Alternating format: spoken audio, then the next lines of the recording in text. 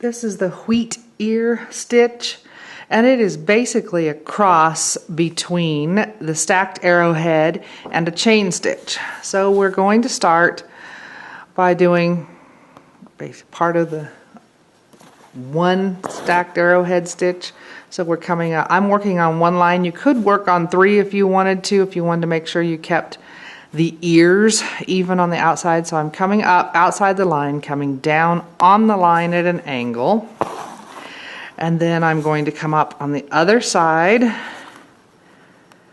parallel and hopefully at the same angle. So parallel to that stitch, the top where I came up, going back down in the same spot. I'm going to bring my needle up on the line however long I wanted my chain. So there's my arrowhead stitch. Now I'm going to take my needle and slide it under those two angled stitches. I don't want to pierce the fabric. Pull the thread through and then back down. Now, our cards say we don't want to keep going into the same hole, but other books say you do, so you can decide. I'm going into the same hole. So I'm going back down on the line. And then I'm going to come up, and I'm kind of shooting for about halfway up my chain stitch. I would like it to line up with this stitch up here. Coming up, go back down to make one side of my arrowhead part of the stitch. Back up on the other side. It should pretty much be straight across from here. Go back down. And then again, however long you want your chain to be.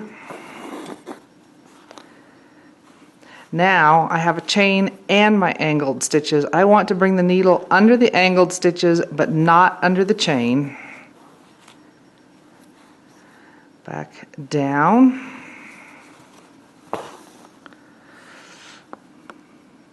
And then again up on one side, and it doesn't matter which side you do your angled stitch on first. If you're more comfortable doing it on the right side, then do. I tend to work the way I read, but that doesn't have to be that way. I'm going back down, making my chain. Again, I'm going under the angled stitches, but not under the chain stitch, and I don't want to go through the fabric either. Down, angled stitch. Oops, I keep wanting to do like I'm doing a fly stitch, but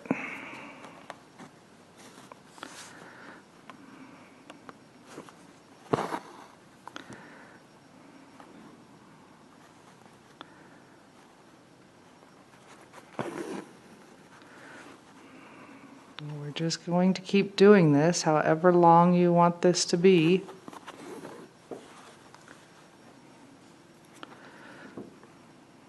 And again, you could vary the angle of your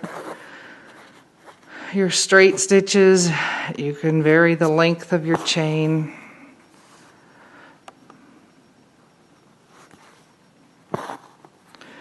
And you can decide where you want to stop. If you want it to be on the angled ones, just take it back. If you want it to be on a chain, then finish the chain. But it's always under the angled stitches to make your loop. And then back down.